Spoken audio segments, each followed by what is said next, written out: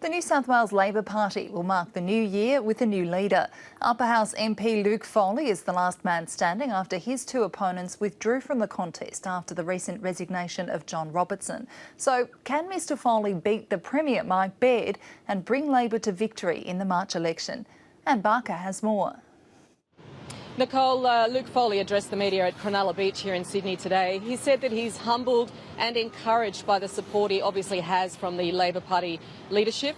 He knows that he has to go to a ballot still on Monday. He said he's taking nothing for granted, and he said he will wait to see if there are other nominations on Monday. So clearly he's not ruling out the possibility that someone will stand, but I think everybody accepts that he will be the Labor leader from Monday after that ballot goes ahead.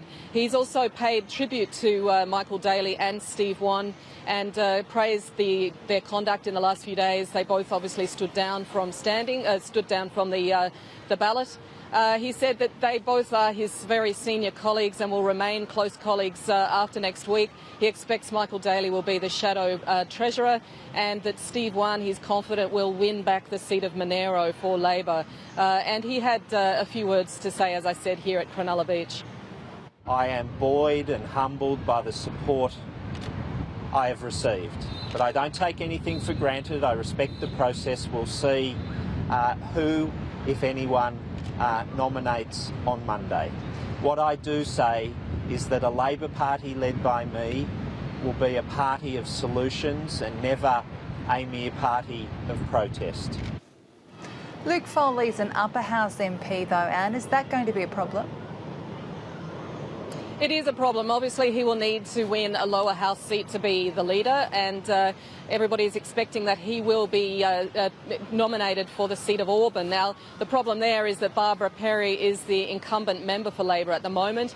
She has said she will not step down from the nomination, and Luke Foley says she's a very close friend of his and that he doesn't expect to be parachuted. He won't accept anything but the proper process for him to stand for that seat. So he's expecting that the Labor Party leadership will reopen nominations, that the vote for pre-selection will go to the rank and file, but he is confident that if and when that happens, he will win pre-selection for the seat of Auburn. So has there been any response yet from the government?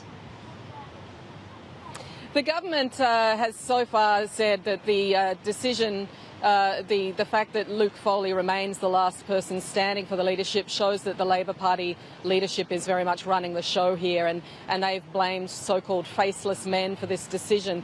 As I said, Luke Foley has admitted himself that Labor faces a huge challenge leading up to the election. There's less than 3 months before that poll. Labor was absolutely routed at the last election. It has a huge gap to make up if it's to win government. Luke Foley himself is a relative unknown. I think a recent opinion poll showed that only 7% of voters said that he would be the person they would vote for. So there's a big task ahead, and he's admitting that today. And Barker reporting there from Sydney.